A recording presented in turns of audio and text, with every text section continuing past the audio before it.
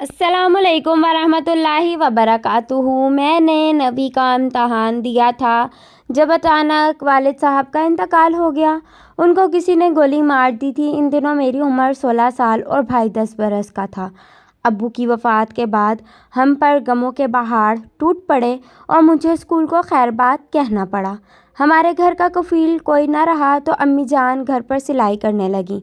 मैंने कम उम्री के बावजूद उनका हाथ बटाना शुरू कर दिया। यूँ रफ्ता रफ्ता मैंने भी सिलाई में महारत हासिल कर ली। प्राइवेट तौर पर इम्तहान दिया और मैट्रिक पास कर लिया। ताया अब्बू की सिफारिश से एक नौकरी मिली। सिर्फ 1200 रुपये तनख्वाह थी, लेकिन उन दिनों वो तनख्वाह 12,000 रुपये के बराबर थी। भाई चौथी क्लास में पढ़ता था, उसको पढ़ाई छोड़नी पड़ी। ताया अब्बू की वर्कशॉप थी, उन्होंने साहिद को अपनी वर्कशॉप में काम सीखने पर लगा दिया। ताया अब्बू का बेटा साजिद मुझे बहुत चाहता था, मगर मैं अब सोचती थी कि अब्बू के फौत होने की वजह से हमारे माली हालात ख़राब हो गए हैं। अब भला कहाँ साजिद को मुझसे प्यार रहा होगा। फिर शादी तो बराबरी की बुनियाद पर होती है। गुर्बत में ताया अब्बू मुझको बहू बनाने से रहे। एक दिन मैं स्कूल से घर लौट रही थी, साजिद मिल गया। मोटरसाइकिल पर था, कहने लगा कि चलो तुमको घर ड्रॉप कर दूं। रास्ते में हम बातें करने लगे। मैंने कहा, साजिद, हम लोगों के हालात बदल गए हैं। तो पता है मैं क्या सोचती थी कि तुम मुझसे मिलना छोड़ दोगे। ऐसा तुमने कैसे सोच लिया? दौलत से रिश्ते नहीं जुड़ते। जैसे रूह के बगैर इंसान कुछ नहीं होता, ऐसे ही प्यार के बगैर ज़िंदगी बेकार होती है। घर आई तो सामने एक अजनबी लड़का और बीमार सी लड़की नज़र आई। परेशान हो गई। अम्मी बोली, परेशान मत हो, ये असद और उसकी बीवी हैं। पिछले दिनों जब जलजला आया था, इनके वालिदैन गुम हो गए। इनका कुछ पता न चला किधर गए। इस लड़की का नाम आमना है और ये इसका शौहर। आमना का एक भाई बैरून मुल्क गया हुआ है।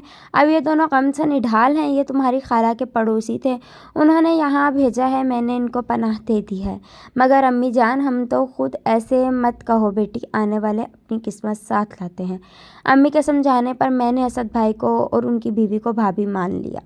असद भाई भी जाहिद के साथ ताया अब्बू की वर्कशॉप पर काम पर जाने लगे।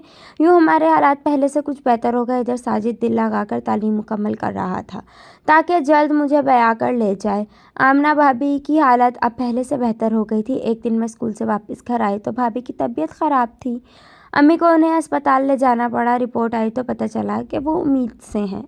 हम सब इस खबर से खुश हो गए, मगर भाभी रो रही थी क्योंकि उनको अपने अम्मी अबू सास ससुर जो उनके ताया ताई भी लगते थे याद आ रहे थे। दिन हंसी खुशी गुजरते गए। वो दिन भी आ गया जब भाभी के यहाँ एक बच्चे ने जन्म लिया। अब मुझे फुप्पी और जाहिद को चचा कहने वाला आ गया था।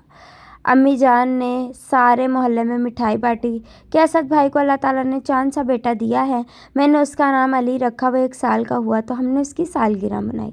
जब मैं स्कूल से आती, अली मेरी राह तक रहा होता। जब वो 3 बरस का हुआ, एक दिन अचानक हमारे यहाँ उसका हकीकी मामू आ गया।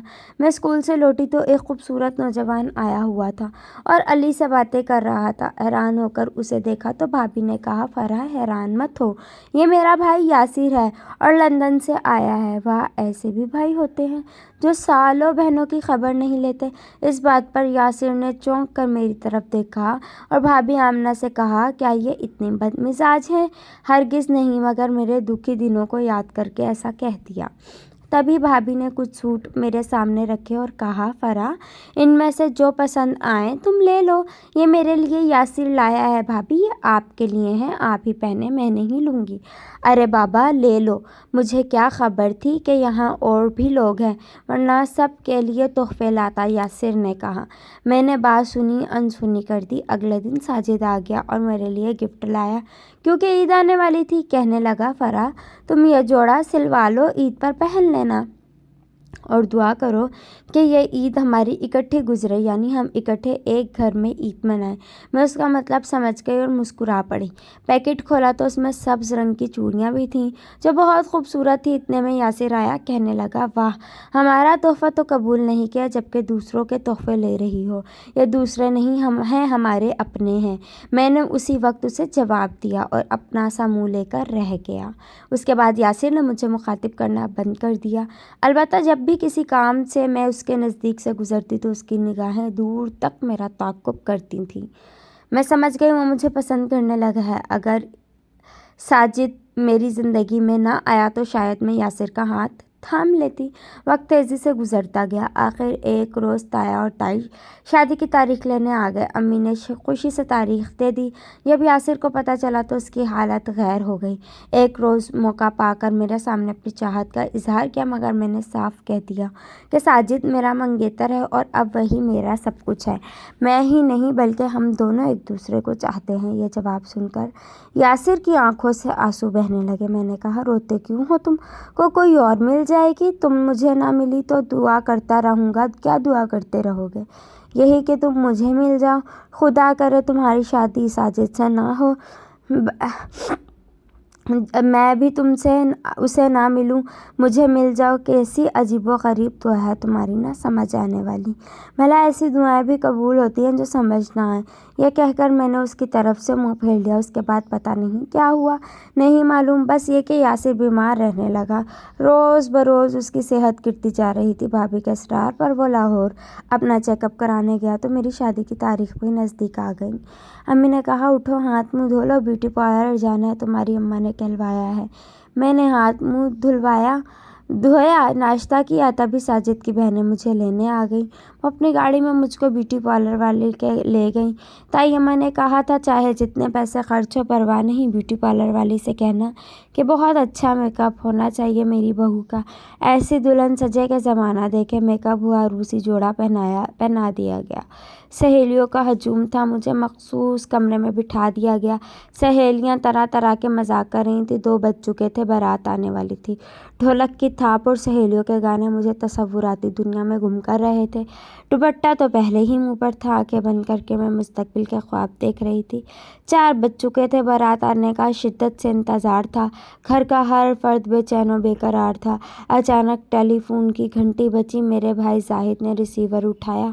ताया अब्बू बोल रहे थे, दूल्हे की गाड़ी का रास्ते में एक्सीडेंट हो गया है, उसको करीबी अस्पताल ले गए हैं। पुल से जब गाड़ी मोड़ काट रही थी तो पहलू से किसी ने टक्कर मार दी। सुना है कि दूल्हे को अस्पताल में दाखिल कर दिया गया और शादी मुलतवी हो गई है। तो मैं चूँकि तू बैठी रह गई। इधर अस्पताल में साजिद को होश आया तो उसने अपने वालिद को बुलाया। पहला सवाल था कि यहाँ से ससुराल वालों को घर कितनी दूर है। उन्होंने जवाब दिया, यही 2-4 मील। डॉक्टरों की हिदायत के मुताबिक 3 रोज़ के बाद अस्पताल से फारिग होना था, मगर साजिद की ज़िद और शौक़ के सामने किसी की ना चली। उसी वक्त कार में बैठे और ज़ख्मी हालत में बारात को लेकर आ पहुँचा। घर से मेहमान जा रहे थे, लेकिन जब उन्होंने बारात को देखा तो खुश हो गए। हर तरफ चहल पहल हो गई, खुशियाँ लौट आईं और शादियाने बजने लगे। निकाह के बाद साजिद को एक कमरे में लिटा दिया गया। जब अपने बिस्तर पर करवट बदलता तो चोटों की वजह से उसकी करवट लेने में तकलीफ़ होती। शदीद चोटों के बायस उसके चेहरे का रंग जर्द था और माथे पर कुर्ब के आसार थे। मैं आधे घूंघट से उसको दूसरे कमरे से बैठी देख रही थी और बेचैन थी। वो अपनी दर्द भरी आवाज़ दबाने की कोशिश करता था, लेकिन शिद्दत दर्द की वजह से उसकी चीख निकल जाती थी। मैं रूसी जोड़ा पहने अजीब परेशानी का सामना कर रही थी कि अम्मी आई, मुझे बाजू से पकड़कर उठाया और आहिस्ता आहिस्ता साजिद के कमरे में ले गई। साजिद ने आहट सुनकर करवट ली और यूं मुखातिब हुआ, चची जान, माजरत चाहता हूँ कि मेरी वजह से आप लोगों ने नागहानी कुर्ब का सामना किया है। यह ताख़ीर कुदरत की तरफ से थी, मेरी तरफ से नहीं थी।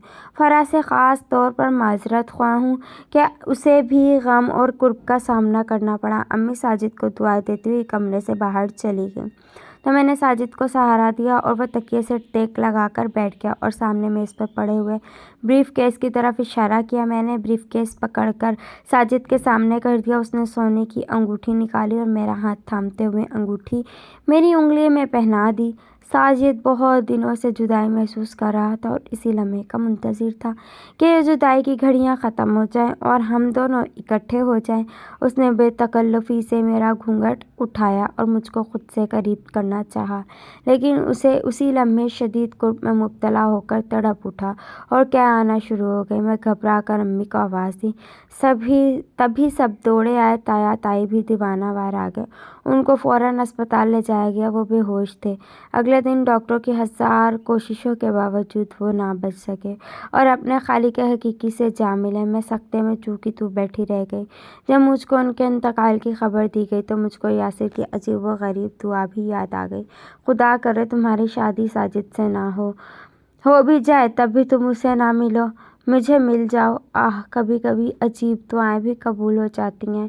یاسر نے نہ جانے کس دل سے دعا کی تھی کہ اس کی دعا قبول ہو گئی۔ بے شک ادھوری ہوئی۔ میری ساجد سے شادی ہو گئی اور نہیں بھی ہوئی۔ میں اس کی دلہن بن کر بھی اس کی نہیں بن سکی، اس کا ہو کر بھی اس سے جدا ہو گئی۔ یہ کیسی شادی ہوئی اور یہ کیسی ادھوری دعا قبول ہوئی؟ آج نہیں معلوم یاسر کس حال میں ہے۔ جس حال میں بھی ہے، کبھی مل گیا تو پوچھوں گی کہ آخر تم نے ایسی دعا کیوں کی جس نے میری زندگی